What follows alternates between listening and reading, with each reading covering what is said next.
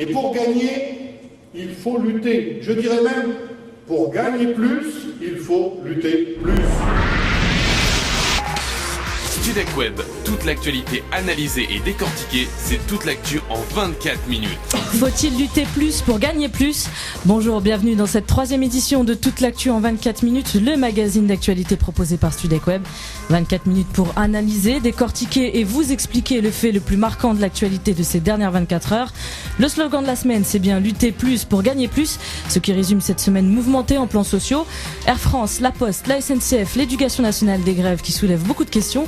Bonjour Christopher. Bonjour Yasmina, bonjour à tous. Des questions auxquelles nous répondrons en 2 parties dans ce magazine. Une première partie d'abord sur les raisons de ces mobilisations et enfin qu'est-ce que vous, chez vous, pensez de ces grèves.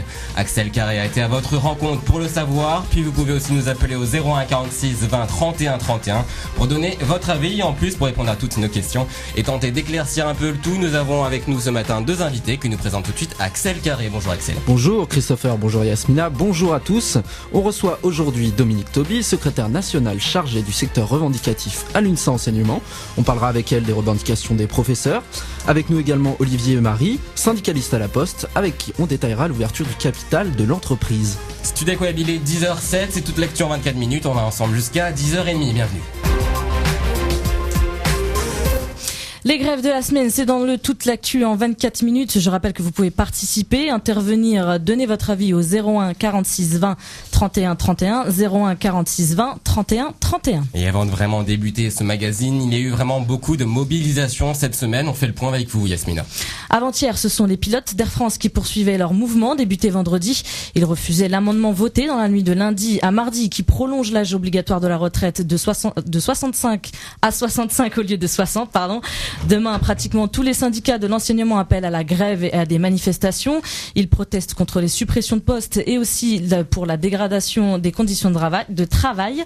Samedi, ça sera au tour des postiers. L'intersyndicaliste appelle à une journée de manifestation dans toute la France contre la privatisation de la Poste.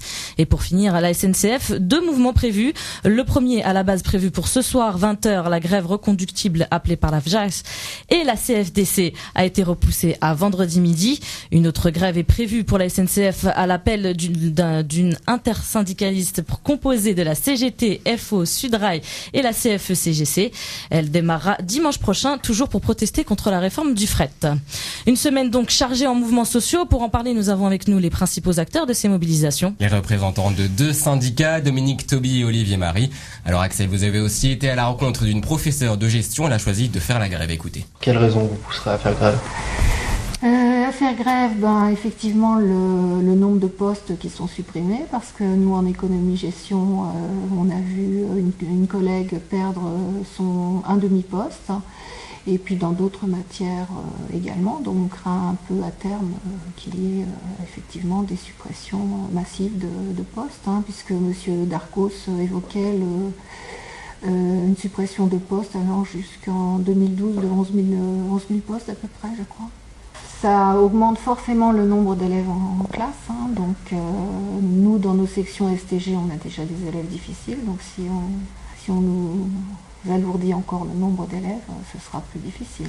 Mais bon, il n'y a pas que ces raisons, il n'y a pas que les suppressions de postes, il y a également moins d'options en seconde, notamment l'option économie qui serait, je crois, supprimée, l'option SVT, je ne sais plus à quel niveau qui serait supprimé. Enfin, il y a pas mal de matières enseignées qui passeraient en tant qu'option, donc moins d'heures pour les élèves, effectivement.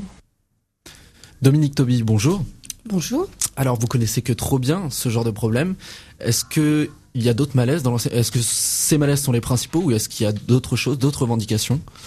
Je crois que l'interview qui vient d'avoir lieu montre que un des soucis effectivement de tous les enseignants de la maternelle au lycée, c'est ces coupes budgétaires qui se poursuivent quand même depuis 2003 et qui sont annoncées effectivement pour 3 ans à venir.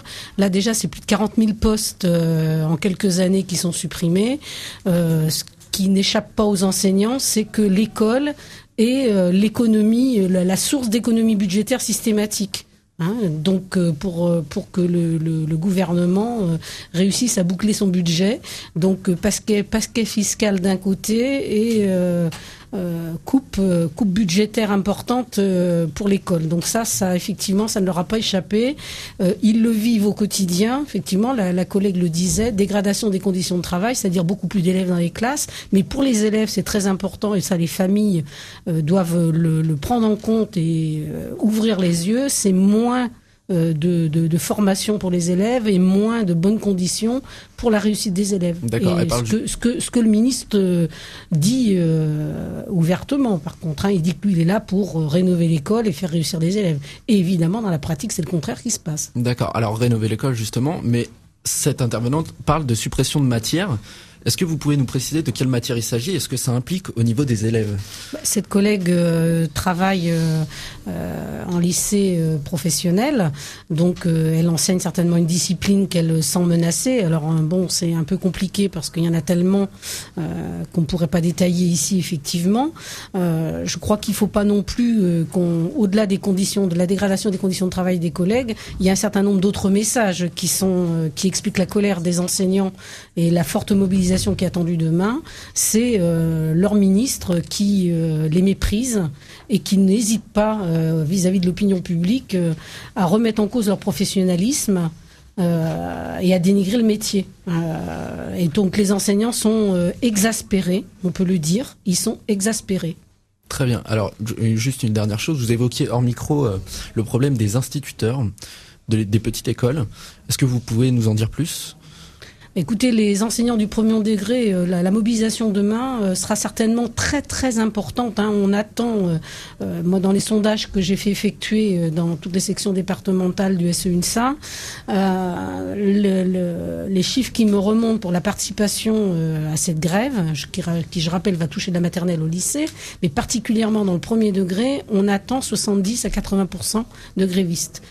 C'est très important, mais c'est la traduction du malaise des enseignants et de leur colère. Par rapport au budget, par rapport à la réussite scolaire, il y a une manifestation le 19 octobre qui a rassemblé à Paris, une manifestation nationale, plus de 80 000 enseignants. Oui, c'est vrai. Et parents, lycéens, associations complémentaires de l'école.